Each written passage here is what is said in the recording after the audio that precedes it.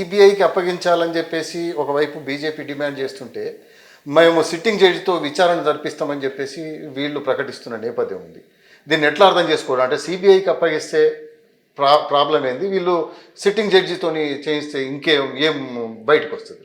యాక్చువల్గా ఏంటంటే సార్, ఎవరి అనుమానాలు వాళ్ళ, ఎవరి కథ అది వాళ్ళ, కానీ ఏది ఏమైనా అది సిబిఐనా, అది రిటైర్డ్ జడ్జా, లేకపోతే ప్రజెంట్ జడ్జా, ఇంకో సంస్థనా, తొందరగా విచారణ జరిపి దీన్ని ప్రజల ముందు పెట్టాల్సిన కర్తవ్యం మాత్రం ఈ ప్రభుత్వం మీద ఉంది.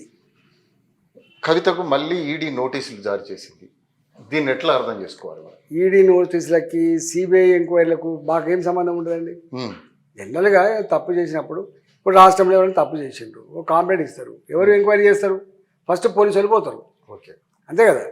లేదు ఇది చాలా నిగూఢంగా ఉంది, చాలా పెద్ద ఎత్తున ఇన్వాల్వ్మెంట్ ఉంది, ఇది బట్టి ఒక పోలీస్ స్టేషన్ తెలిసే అంశం కాదంటే దాని మీద ఒక స్పెషల్గా ఏదో ఎంక్వైరీ చేస్తారు. ఆ ఎంక్వైరీ కమిటీ తెలుస్తుంది, సిబిఐకి అప్పచెప్తారు, ఏసీబీ, ఇద్దరు రకాల అప్పచెప్పే సందర్భాలు చూస్తూ ఉంటాం.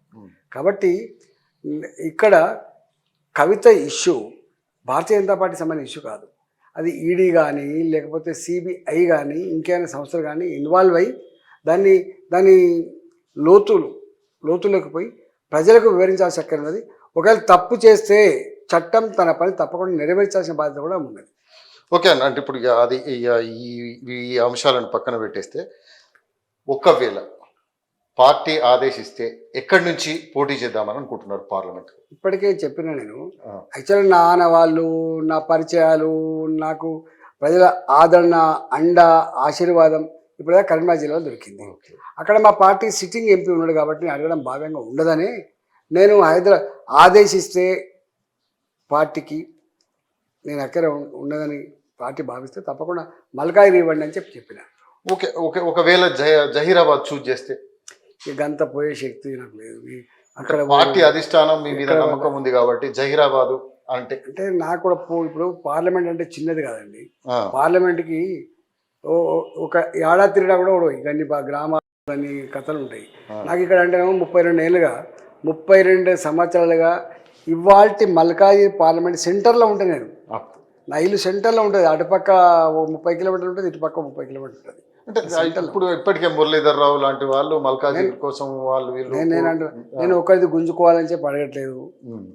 మల్కాగిరి పార్లమెంట్ కింద ఎవరికి గెలుతారనే అది వచ్చిన, మురళీధర్ రావు గారికి వచ్చినా లేదా ఇంకొకరికి వచ్చినా వాళ్ళకి ఏమంటారు, నేను ఇటలారికి అయితే ఇటలారికి ఇవ్వండి, మురళీధర్ రావు గారితో మురళీధర్ రావుకి ఇవ్వండి, గెలవాలి కదా.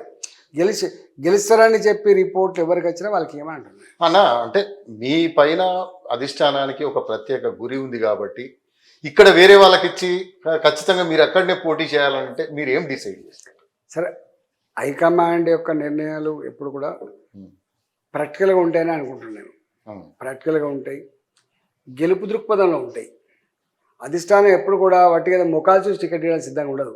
మోడీ గారు వచ్చిన తర్వాత, అమిత్ షా గారు వచ్చిన తర్వాత గెలిపే గీటురాయిగా సెలక్షన్ చేస్తున్నారు. మీరు చూసారు, మనం కొన్ని వార్తలు చూసాం మనం. 303 సీట్లలో ఒక 90 సీట్లు పైబడి సిట్టింగ్ ఎంపీలకు ఈసారి ఇవ్వద్దనుకుంటున్నాము. కారణం ఏంటి? ప్రమోషన్ ఇచ్చి వచ్చేవాళ్ళు కొంతమంది ఉండొచ్చు, ఇంకో దానికి షిఫ్ట్ అయ్యేటోళ్ళు కొంతమంది ఉండొచ్చు, కొంతమంది యాంటీ ఇన్కంబెంట్స్ ఉండొచ్చు. అట్లా రకరకాల కారణాల వల్ల షిఫ్ట్ చేసుకుంటారు. అట్లా తెలంగాణ ఉందా అందులో? తెలియదు, తెలంగాణ ఏముండదు, అది వాళ్ళకి మాకేం తెలుసు.